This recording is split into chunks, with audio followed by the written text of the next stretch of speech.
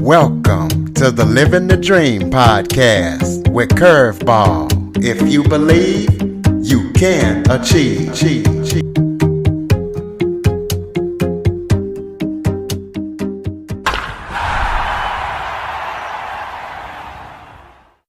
Welcome to the Living the Dream with Curveball podcast, a show where I interview guests that teach, motivate, and inspire. My motivational guest today was born in Trinidad. His name is Troy Hadeed. He's an author, a yoga teacher, and a business owner. Troy is an amazing individual. He has done things like walk coast to coast in Central America. He's navigated the world on a ship. He has owned a hemp store. And as I said, he's an author and a yoga teacher. So Troy, thank you so much for joining me. Yeah, pleasure, Curtis. Thank you for having me, man. Why don't you start off just by telling everybody a little bit about yourself? Oh, I was born in Trinidad. I've lived in Trinidad my whole life. My dad's family and heritage is from Syria, and my mom's ancestry is Irish.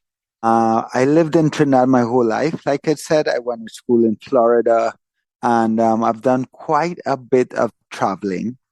One thing that is interesting, even to me, bewildering to me, even to this day, is at 10 years old, I wrote my first letter to the editor. That was when the whole Gulf War was happening.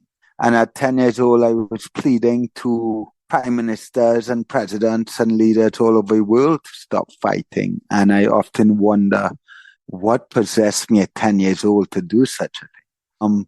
I went to university in Florida.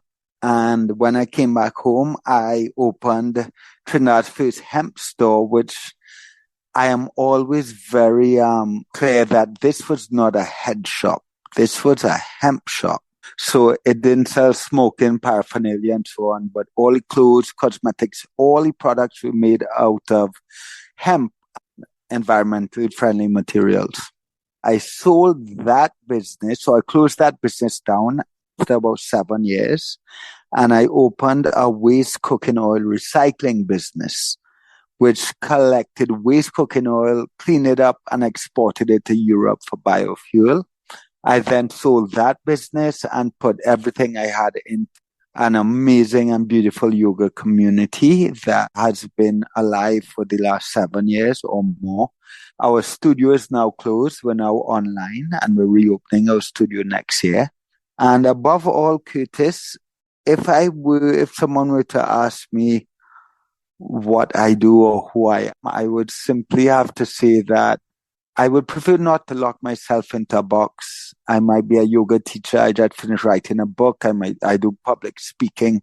But no matter what I do, what's important to me is that what I contribute in some way help us all as human beings remember what it really means to love one another and create a space in which each individual can deepen their own relationship to God. So in a nutshell, that's me. All right. Where you talked about your yoga studio that you have or your yoga business. Tell us how you got started with yoga. Yeah, I don't like to call it a business too much because it's so much more than that. It's really a community. And even in the corporate business world, I think there's a shift that needs to happen where, we say we're business and we think that businesses' priority should be being financially successful and making money. And the reason I would refrain from calling a yoga studio business is because community comes first. So I think it's a little bit different in that regard, in that the community is so important, even above financial success, even while that is important. But to answer your question, Curtis, I've been teaching yoga internationally for over 15 years. And people often ask, how did you get into yoga? And all I know is when I graduated university, I was 21 years old, and people would ask, well, what are you going to do? And I would say, this was even before I had a hemp store. I would say, I'm going to teach yoga. And they would say, do you do yoga? I'd be like, no, but I know I'm going to teach yoga. And very often I wonder, well, how did I know that? Where did that come from? Where did that influence come from? And I always talk about my first influence of yoga or Eastern tradition in any depth being at 14 years old. And I used to go up, I went to all boys school, and I used to go up every lunchtime and sit down with one of my teachers. His name was Mr. Hadeed. And I would sit and he would give me all these books to read, all these books to read. And my friends used to make fun of me, right? Because there I am at 14 years old, giving up my lunchtime, my break to go and read books with some teacher. And I used to say that I wish one day I could be in touch with Mr. Hadeed again or meet him so I could tell him how he may have influenced my life. And funny enough, about 2 or 3 years ago, on my website, you can make comments and so on. And usually most of those comments go to junk because a lot of them are spam. But this message came through and it arrived in my email and it said, I think I gave you the practice of brahmacharya to read in 1994 in Fatima College. And it was signed S. Hadeed. And of course, for a moment, I looked at it and I was like, no way. How is this possible? But I reached out to him and I got his phone number and I called him. And, his synchronicity is so amazing. He clarified a few things to me. He said that, first of all, Troy, he said, you came to detention and then I gave you that book to read as a joke. Because the practice of brahmacharya is a yogic text that revolves around sexual misconduct and how to handle sexual energy. He said, I gave you that at a 14-year-old boy as a joke. And he said, you sat down there and you read the entire book that most adults couldn't even read. And he said, every lunchtime after that, you came up of your own accord to read more and read more and read more. And he explains to me, he says, I've been talking about you for the last 25 years. And I said, well, Mr. Hadeed, I've been talking about you for the last 15, 20 years as someone who possibly influenced the entire course of my life. And what's funny is that how he found me is that he now teaches in Toronto, Canada. And he was talking to his class about this little kid, Troy Hadeed, at 14 years old. And they Googled me. And so I was this international yoga teacher. And he said when they showed him, he almost fell off his chair. He was in awe he had no idea, right, what had happened in my life. And he says his email to me was really beautiful, but he pretty much said that the synchronicity without even a word, with no communication whatsoever. And he had been talking about me and I had been talking about him. And it's just, it's such a beautiful story and reminder that there is something way beyond our understanding happening in this entire human experience, I absolutely know. Yeah. Another beautiful story is how you walked coast to coast across Central America and you navigated the world on a ship. So kind of tell people about that and how that came about. So well, navigating the world on a ship, and that was just really a beautiful experience. I wouldn't say navigating is a tricky word. It's not that I navigated. It was actually a much different experience in which for my last semester at university, I got to participate in a program called Semester at Sea, where for 4 or 5 months, it was like a floating university. So I believe they had about 900 students on the ship. And we navigated the world on this ship. And every time I think we went to 14 or 15 different countries. And every time we docked in a country, we would have 5 or 6 days to just go and explore. And I think in those 4 or 5 months, I learned far more than I did in 4 or 5 years at university. And, that took us, I think we went from, if I remember correctly, Bahamas, Cuba, Brazil, South Africa, Kenya, India, China, Japan, Hong Kong, Seattle. I may have missed a few, but it was such a life-altering experience. And I remember in South Africa, I actually, for about 3 or 4 days, I went up in the hills to a Rasta camp or Rasta township where I stayed with a guy I met, his friends and his community for about 3 or 4 days, which in itself was phenomenal. So, that just that experience of traveling opened me up to so much more, right? So many more cultures and perspectives. And where after that, I came back home and I decided I wanted, I was seeking more growth and transformation. And one of my friends on the board, ex-girlfriend actually, she actually told me about this course, this survival program, wilderness program called Outward Bound, which you may have heard of. So I looked up Outward Bound and saw, well, they had a program that in Costa Rica. And I saw this 30-day program that took you on foot from the Caribbean coast of Costa Rica to the Pacific coast of Costa Rica in 30 days. And I was like, wow, that's so interesting. Now, to be honest, Curtis, they didn't tell you much of what to expect or what that experience would be like, because if they did, I probably wouldn't have gone. But it challenged me in ways that I had never been challenged before. And you're hiking 8 to 10 hours a day with a 80-pound backpack. There were days when I would pee myself just out of exhaustion. There were days when all I wanted to do was come back home. And I was asking myself, why would I do this to myself? Why would I pay to be here? I even remember a time where I made up an excuse because we had no communication at all, right? At least I didn't. The guides, they had guides that did. And I made up this story that my grandmother was sick because just so I could get to a payphone, just so I could hear my mother tell me to come home and justify or validate my need to quit as such. And I called and my mom wasn't home. I ended up finishing that trek. But I think in so many ways that trek prepared me for so many things to come in my life and helped me understand that really and truly, we can do anything as long as we commit to it and as long as we show up.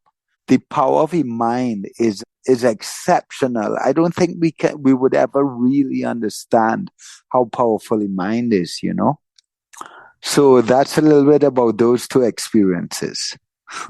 That's amazing. So tell people what you mean by redefining your relationship with God and talk about your views on God. Oh, that's a big question, Curtis. I think probably most important question ever. I grew up in a Catholic home and I'm very close even to this day to this man we call Jesus or Christ, but I don't gel all that well with organized religion or beliefs of organized religion, but I've always been really close to God. And I think it's really important that we allow people to redefine their own unique and personal relationships to God. And very often I talk to people and someone might say, well, I don't really believe in God. I'm an atheist. And I understand why. Like, I understand why someone may not connect to God or not relate to divinity or be turned away from God, because historically, there's so many wrongs that have been done in the name of God that if you look at history, I can understand why someone might be resistant or not want to relate to God in that way. But it's really important to me that we allow each other space and we encourage each individual to cultivate their own unique relationship to God and not let anyone rob that from us. Because it's, you fortunate enough to live in the forest for the last 8 years. I go into the city every day. And I can tell you, Curtis, that there's no doubt if you immerse yourself in nature and you pay attention, there's no doubt that there is a divine agency and intelligence, that this is no accident. And I just believe that if people, we're always like being told what God was, who God was, what God looked like, what God wanted. And at a very young age, I think I decided that I was not going to let anyone tell me who God was or dictate my relationship to God. But luckily, I didn't allow that to turn me away from God. It actually got me closer to God in such an amazing way. And then, of course, my yoga practice played a huge part in that. And I just think that's so powerful that instead of someone saying, I don't believe in God, maybe they say, I don't believe in the traditional understanding of God, but this is what I believe. And we create a space for people to connect to divinity in that way. And just to close on that question, someone once asked me, well, do you think it's important that we use the word God? Why can we not use another word? Like I know in New Age now, New Age spirituality and so on, even in the world of yoga or anything nowadays, there are different names for God, and people might call God Great Mother or Gaia or whatever names people have for God or divinity. And I think someone can call God whatever they desire, because it's their relationship to the divine. And I don't think divinity has an ego. So I don't think divinity really cares all that much what you call it. But for me, it's important for me to also use the word God. Because if I don't use the word God, then I can't reclaim and redefine what that word means for so many people. And it's important for us, I think, to take God back and correct the misalignments that have been done in the name of God. Not all of them, of course. Of course, there have been amazing, beautiful people that have walked this planet and lit people's hearts on fire in the name of God. I'm not saying organized religion is bad or everything done in the name of God is bad. But if we don't use the word God, then we create even more separation between those that use the word God and those that don't. And I think it's important for us to nurture a more inclusive relationship to the divine than one that separates us. And I could talk about this for hours, so I'm going to bring it to close with that. Absolutely. Well, tell us about your book. Tell us what we can expect when we read it and where we can pick it up. Yeah, well, it's not published just yet. It's on its way to being published. It's called Popcorn in My Pocket. That name may, however, change because I am working with a team as we get it to market, and we are actually maybe considering a name change. But I still want to explain the analogy because I think the analogy in itself has so much behind it. And in this book, I used popcorn. I knew the name of the book when I was like 22 years old, actually. I put my hand in my pocket and I discovered old popcorn from the movies. And I put it in my mouth and I remember saying, popcorn in my pocket. That's going to be the name of my first book. And I was 22 years old. And what I use that analogy for in this book is, Curtis, nowadays they have all these teachings and perspectives and ideologies and so much of this stuff within the realm of self-improvement and spirituality and, all these teachings. And I believe so. In other words, think of that as popcorn. Popcorn is all the insights and revelations and epiphanies that we seek for and we learn over the course of our lives. But the world now is full with all of these teachings and all of these insights and all of this popcorn. And think of a pocket as a spiritual pocket. And each individual has their own individual pocket. Now, in order to really understand a teaching and really embody a teaching, we must look at how it applies to our life and put it in our pockets. If not, we're just regurgitating these teachings without really applying them to our lives. So in this book, I talk about different perspectives, ideologies, and teachings that I have been influenced by and also come to realize in my own life. And I share stories from my life that represent these teachings, or more importantly, represented where I lacked this insight, or examples in my life where I did not embody these teachings. And through that sharing, I invite the reader to look at not only to take my popcorn, but to discover the popcorn in their own pocket and see how these teachings might apply to their life and if they connect to it at all. And I invite them to do that with all other insights and perspectives, is rather than click and share on social media or reading a book and talking about this perspective or this teaching or this ideology, is really to ask a question: how does this apply to my life? What does it actually mean? And how can it make me a better human being? So that's what they can expect from that book. Speaking of human beings, what do you feel is the biggest issue that's plaguing humanity today? I think, Curtis, is what I call the identity crisis. I think the entire world is in an identity crisis. And what I mean by that is the day we're born. When I was born, I was given a name. It was Troy, and I was told that this is my body. And you, Curtis, were probably given the name Curtis, and you were told that that is your body.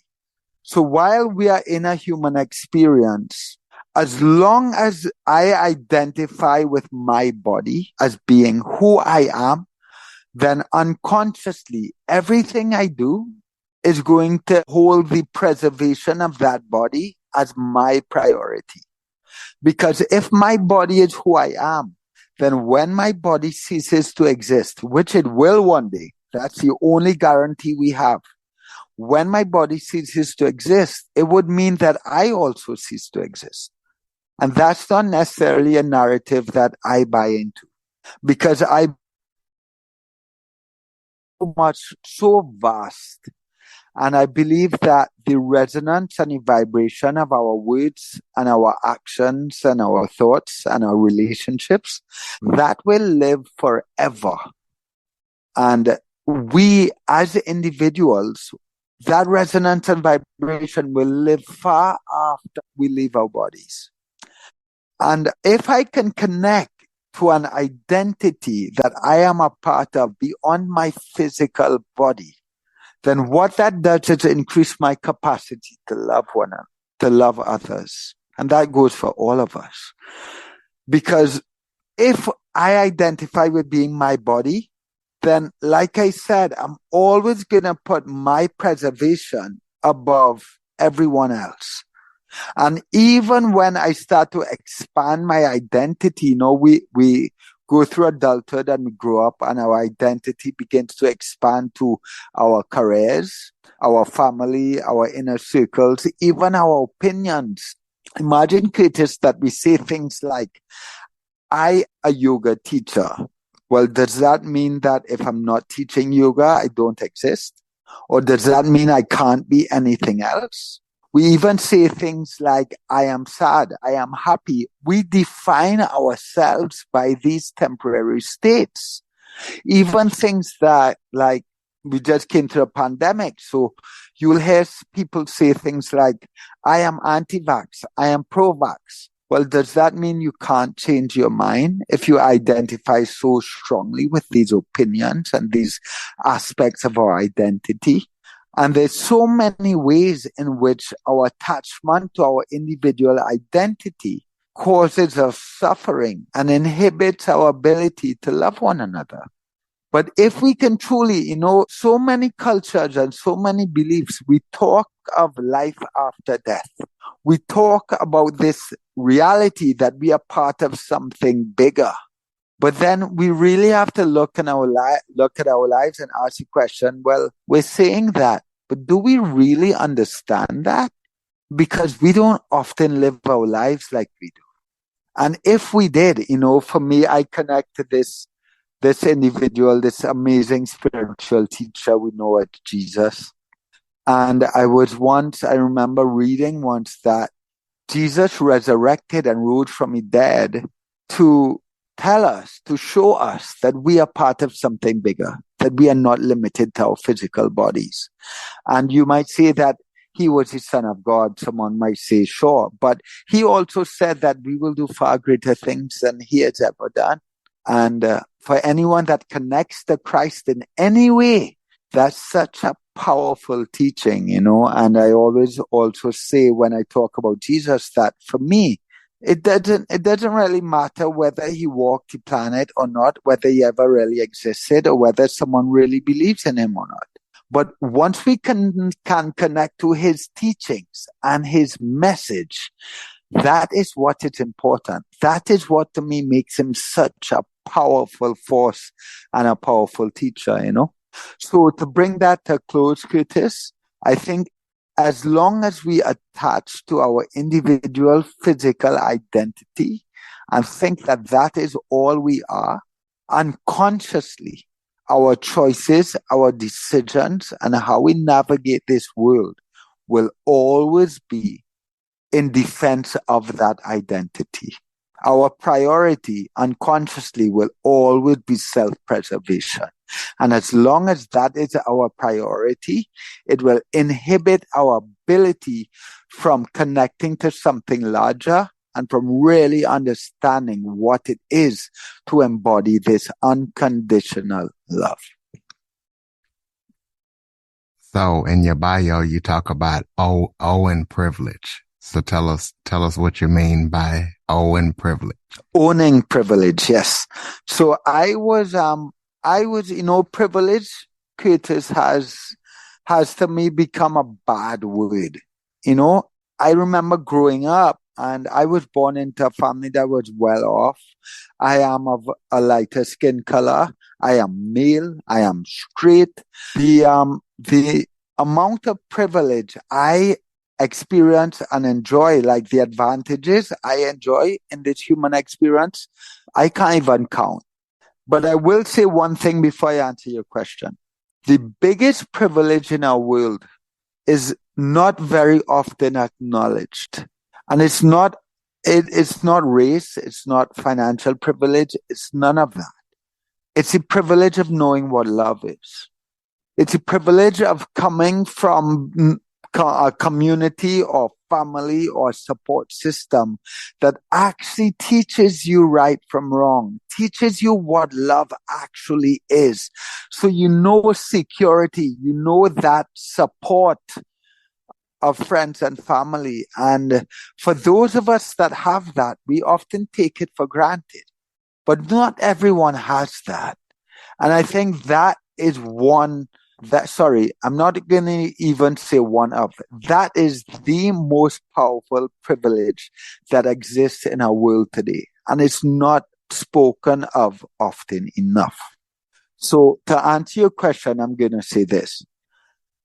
I grew up with all this privilege. And growing up, I was ashamed of my privilege. I didn't want to say where I grew up. I didn't want to say what neighborhood I lived in. I didn't even want to say my last name. And as long as and I believe this is a situation with a lot of people who are born into privilege.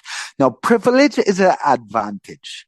We are all privileged in some way, all of us.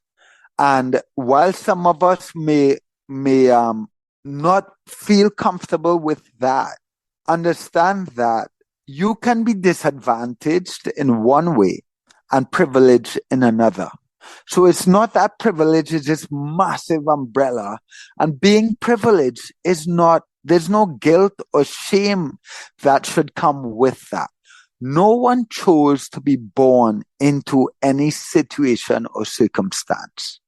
And whether someone has worked their way into privilege or was born into privilege is irrelevant. But get this, as long as we are ashamed of our privilege and we deny our privilege, it owns us. meaning that it doesn't benefit anyone else but us and our inner circles. But if we can own our privilege and see and acknowledge our advantages, then that comes with a responsibility to use our privilege and use our advantages to serve something greater than ourselves, to maybe help those who are in some way not as privileged as us, and to serve that greater collective.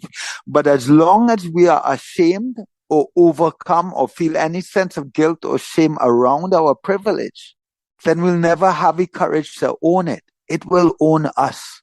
And with that said, it's important that we as a society also understand that being privileged doesn't make anyone a bad person. And we need to create a space in which people are encouraged to own their privilege and not be ashamed of their privilege. So that's what I refer to when I talk about owning our privilege. And it's important that we start to expand our understanding of privilege. If you have 2 legs and 2 hands, you're privileged. If you have health, you're privileged. If you can read, you're privileged, right? We need to start seeing privilege beyond the larger labels of privilege, because there are so many privileges in our world. And the most powerful of them all is knowing what it means to be loved. Do you have any current or upcoming projects that you're working on that people need to know about? I have a yoga teacher training coming up in September 2023, if anyone is interested in becoming a yoga teacher.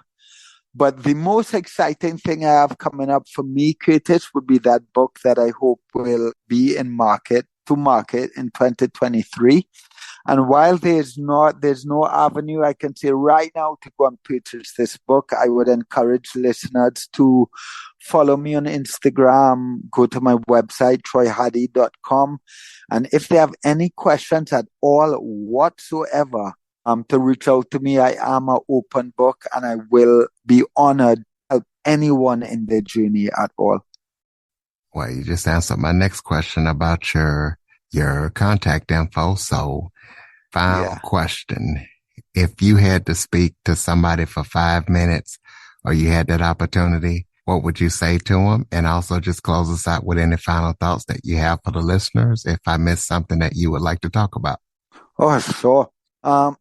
So this is a lot easier to explain on video, but I'm going to do my best to get this across. But the most powerful thing that I can share with someone in a very short space of time, Curtis, would be to have them understand how breath actually works. And listeners might raise an eyebrow at this, but I learned to breathe at 27 years old. And I'm pretty sure that most of the listeners listening now and most people live their entire lives without actually understanding how breath actually works. And if I were to ask someone if when they inhale, do they pull air into their bodies, they would probably say, yes. When I inhale, I pull air into my body. But that's not actually how breath works. So your breath is a vacuum. It creates a vacuum, right? So if you can think of your rib cage, your diaphragm, your chest, your entire upper thoracic, upper torso, think of it as a box. And inside a box has a set air pressure. So when you expand the volume of that box, what happens is the air pressure inside of it decreases. So when the air pressure inside of it decreases, it means that the air pressure outside of our body is higher than the air pressure inside of our body. And one of the laws of nature and the laws of physics says that air gases move from high pressure to low pressure. So when you breathe, you don't actually pull air into your body. What you essentially do is create space to receive breath. We are breathed by an external force. And the same force breathing you, Curtis, it's the same force breathing me. And this simple perspective on breath changes the dynamic to understand that we have to create space in our bodies to receive breath. And I would go further to invite someone to look up the word spirit, because it was very powerful for me when I did. And the word spirit comes from a Latin word spiritus, and it means to breathe. So I began to recognize that, it makes sense, right, Curtis? Breath is the one thing that connects every human being on the planet. The air molecules that is inside of me right now in Trinidad very possibly will be inside of each one of our listeners at one point in their lifetime.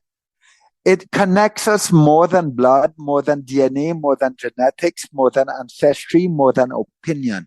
Our breath connects us to every living thing and everything around us.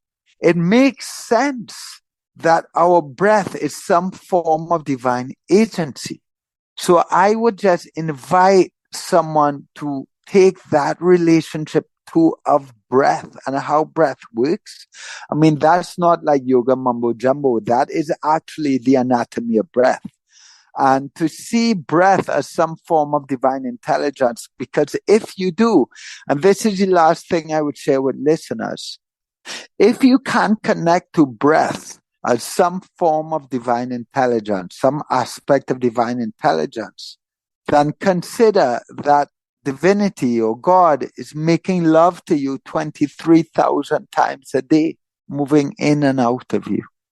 And go a step further and consider that prayer, or what in our world today we like to call manifestation. Well, manifestation is just prayer. But prayer is not something we do when we go to church or go to temple or go to mosque or go to yoga studio, or it's not something we do in the morning and something we do in the afternoon. We are living embodiments of prayer. If Spirit is moving inside of us continuously, we are living prayers. And if we want to change and impact our world, we need to bring more awareness to the things we are doing, saying, and thinking when we don't even realize we're praying. Because if every word, action, and thought was a prayer, a lot of what we do and how we live our lives is unconscious. And the prayers that we are putting out there in the world are having a negative impact on the world around us. So if we can own the responsibility of acknowledging that we are living embodiments of prayer, that we are living prayers, then we have a responsibility to live with a lot more intention and to realize how powerful each and every one of us truly is, and to bring more intention to how we live our lives, every action, every word, and every thought. Ladies and gentlemen, Troy Hadeed, I told you this episode was going to be amazing. He's an amazing person. Please be sure to follow, rate, review. Check out this episode with your friends. Let them know about it. If you enjoy this episode or this show, please be sure to share and tell a friend. Pick up Troy's book when it comes out. Troy, thank you so much for joining me today. Pleasure, Curtis. Thank you for having me. And thank you to listeners for listening in. For more information on the Living the Dream podcast, visit www.djcurveball.com. Until next time, stay focused on living the dream.